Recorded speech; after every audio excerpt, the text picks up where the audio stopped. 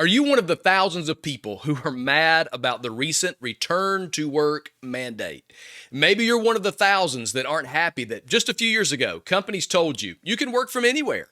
So you sold your house, you bought a van, and now you travel the country working from anywhere, only to hear it was all a lie and they want you back in the office.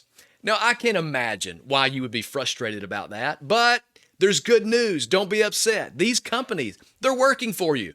They have found a life-changing solution that will make you excited to stop traveling, sell your van, and even look forward to that rush hour commute back to the office.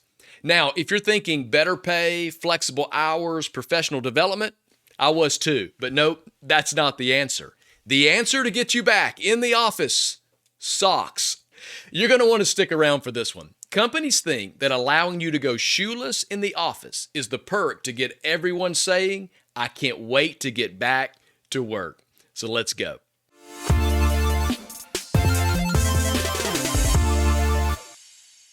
So we've gone from pizza parties and casual Fridays to barefoot Mondays. Companies are actually calling this the shoeless workplace revolution. You know, because when people said they didn't want to come back to the office, we know what they really meant. They were really saying, oh, I would come back if I didn't have to wear shoes. I mean, just look at what people are saying. Inc. magazine said going shoeless is a trendy office perk. Should your company follow suit? A new workplace fad says padding around your office floor in fun socks and slippers is the soul of changing company cultures. Now, I don't know who uses the term padding around, but I also don't know who thinks changing company culture involves fun socks and slippers as the enticement to get you back into the office. This Fortune article mentions an AI company that decided to enact a shoeless office policy. One of their employees gave us a behind-the-scenes look at this office perk, posting this photo on X. Did you notice his caption? Cursor Office got a shoe rack upgrade.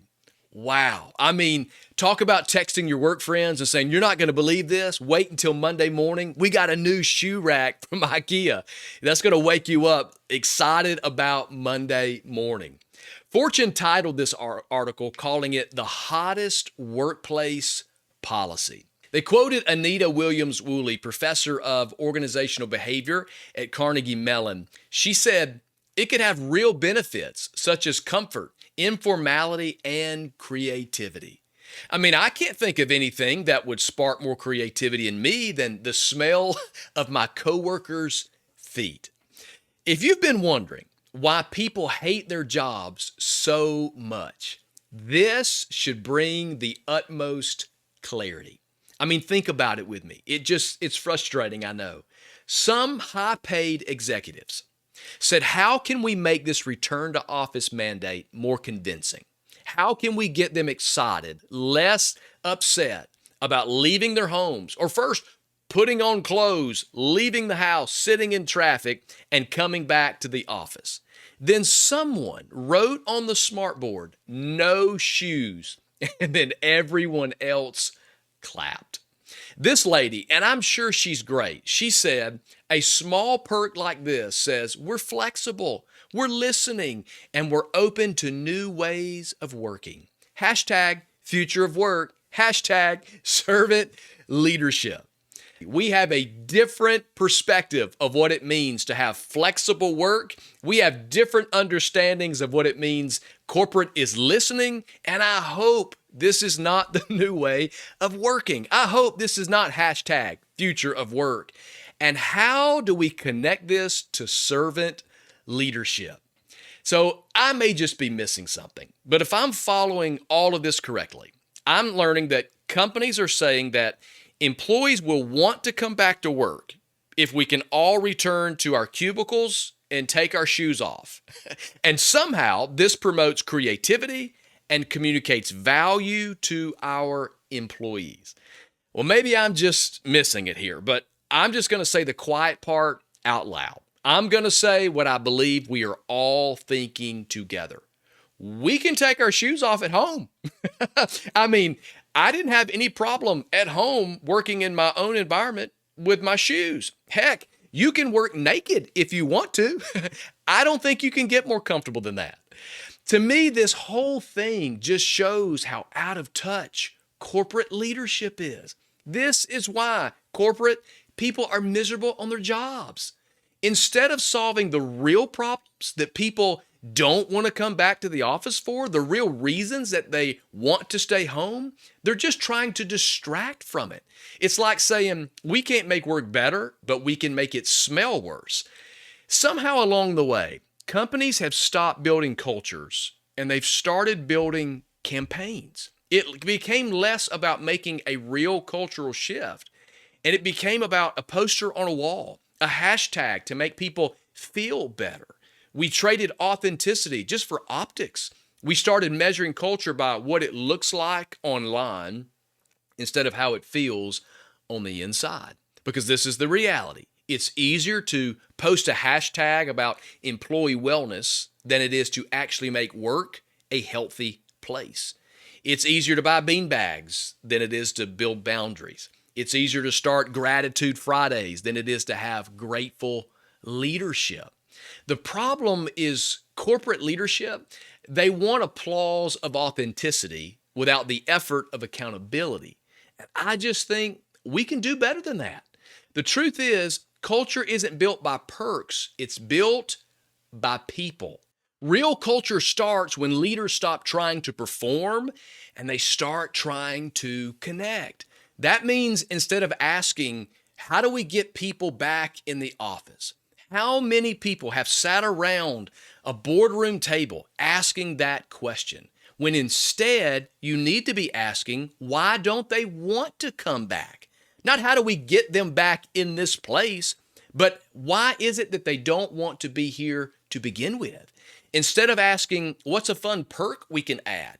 Ask this question, what's a frustration that we can remove? We don't need to add something. Let's take something away. Let's remove a barrier. Because culture isn't about making people feel entertained. It's about making them feel seen. It's about making them feel heard. And ultimately, it's about making them feel valued.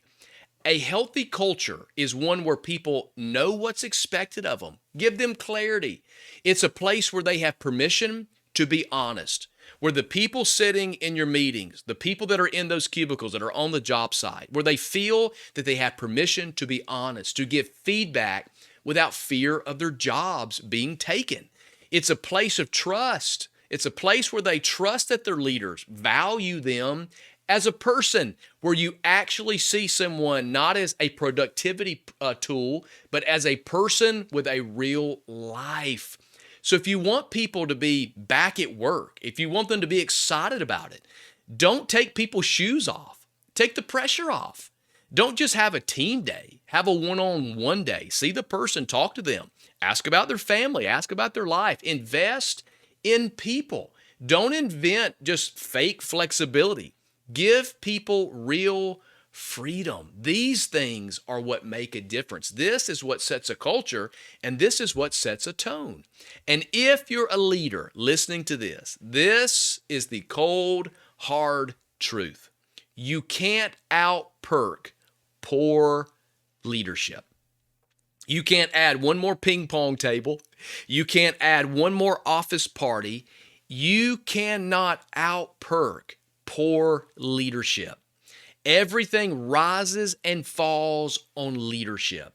If your leadership is not authentic, if your leadership is not personal and value to the people that are around you, you can give all the perks you want to get, but it is not going to shift culture. You can't culture wash a bad experience. You can't post your way into trust. Listen, you build culture the same way that you build character. That's through consistency, it's through honesty, and it's through care. There are no shortcuts. So maybe define your culture by your leadership, not by who's wearing shoes, because culture isn't about what's under your feet. It's about what's inside of your leadership. And I would say if you have bad culture in your organization, it may not be the feet that you're smelling, it's the stench of poor leadership. Hey, I would love to hear your thoughts on this topic. Are you ready to run back to the office so you can take your shoes off? Or are you just fine going shoeless at home? I would love to know. Talk about it in the comments below. Hey, if you enjoyed our conversation, would you consider giving a like so YouTube knows about it, and subscribe so we can have more conversations just like this? Hey, kick off those shoes, and I'll see you on the next one.